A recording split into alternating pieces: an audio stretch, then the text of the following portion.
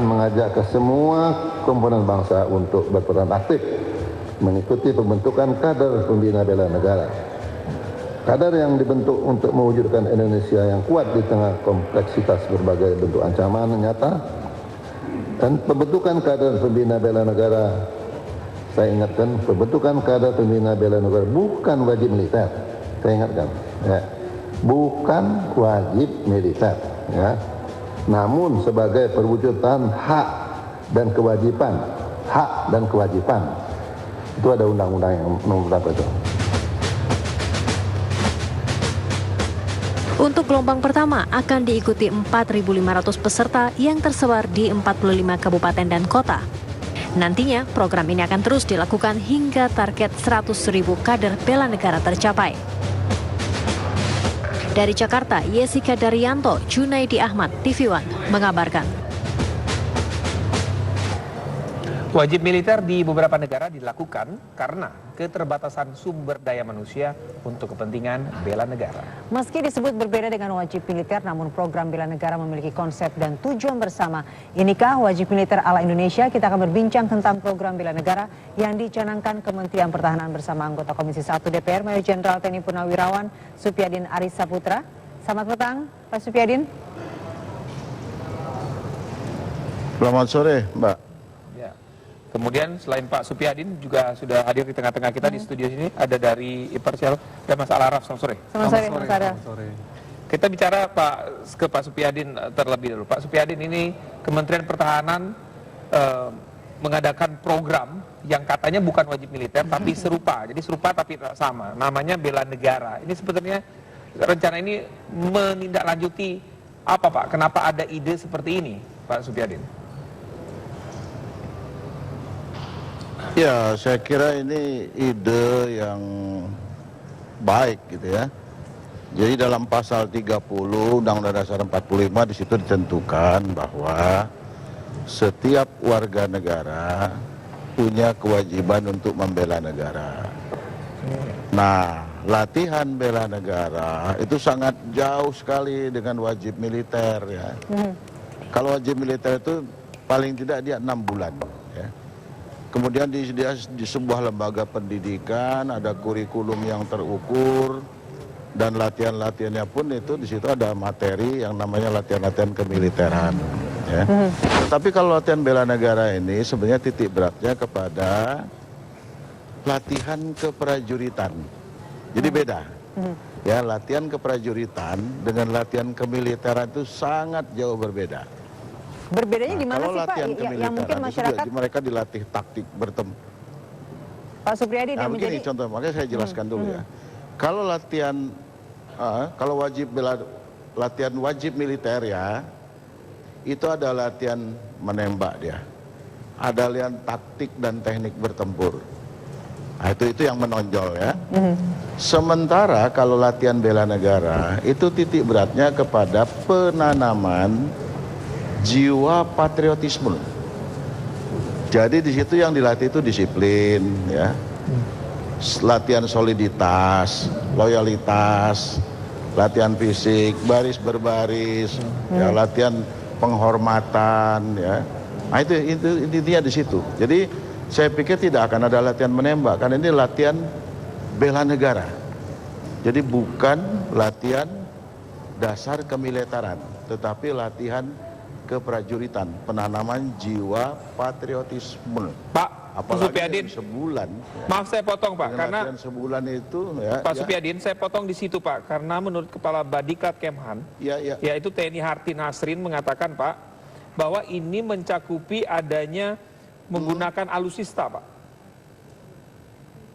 Jadi ada Pak, latihan menembak itu ada. Alusista aja kan paling-paling ya latihan menembak mungkin ada, tapi sifatnya pengenalan ya, pengenalan. Jadi bukan latihan nembak yang seperti di prajurit itu, latihan kemiliteran dah. Pak Supyadin, ini akan dilakukan. Kadang-kadang juga kan wartawan sering kita bawa latihan pengenalan senjata kan, kira-kira begitu. Iya, ya. baik. Pak, ini serentak dilakukan ke 45 kabupaten di berbagai daerah begitu. Bagaimana cara mengkontrolnya Pak dari 45 kabupaten ini serentak? Iya kan itu tiap kabupaten 100 ya. Nah 100 itu nanti dikoordinir gitu ya. Dulu ada yang namanya latihan kompi cadangan. Latihan kompi cadangan dulu itu dia berseragam militer, diberi latihan taktik dulu ya. Kemudian dia dari para karyawan, nanti waktu dia latihan di pool. Begitu selesai latihan, mereka kembali ke pekerjaan masing-masing.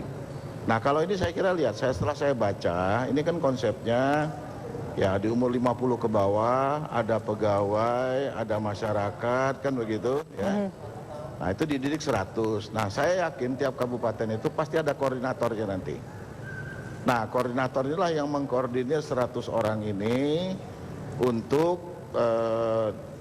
pengendalian dan pengawasannya, kan begitu ya. Nah saya sendiri belum lihat kurikulumnya, tapi kalau lihat dengan 1 bulan, ini sifatnya adalah penanaman jiwa patriotisme. Soal menembak itu paling pengenalan ya. Sekali lagi menembak ini paling pengenalan, dan itu juga sering oleh TNI dilakukan terhadap teman-teman kita wartawan.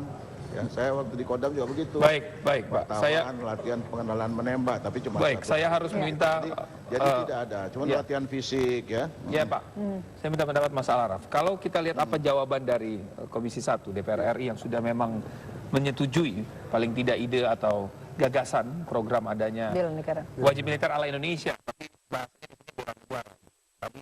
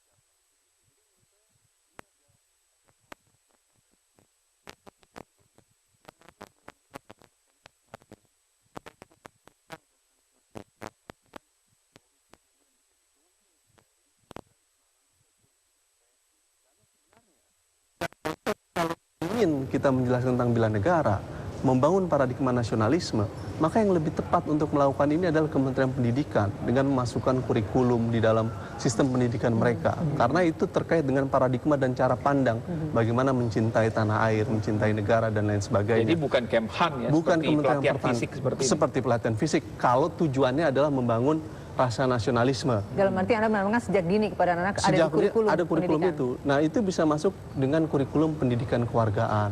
Nah, sebenarnya Kementerian Pendidikan sudah punya program itu kan. Oke, kita stop di situ Mas Al-Araf ya. Jadi menurut Anda kita garis bawahi dulu untuk ini adalah sesungguhnya kalau memang ada yang jelas itu tujuannya. Iya, betul. Oke, untuk apa ini? Untuk kerangka atau untuk menumbuhkan rasa nasionalisme? Betul. Nanti kita dengar jawaban dari Pak Supriyadi. Saat lagi kembali dengan dialog kita berikutnya.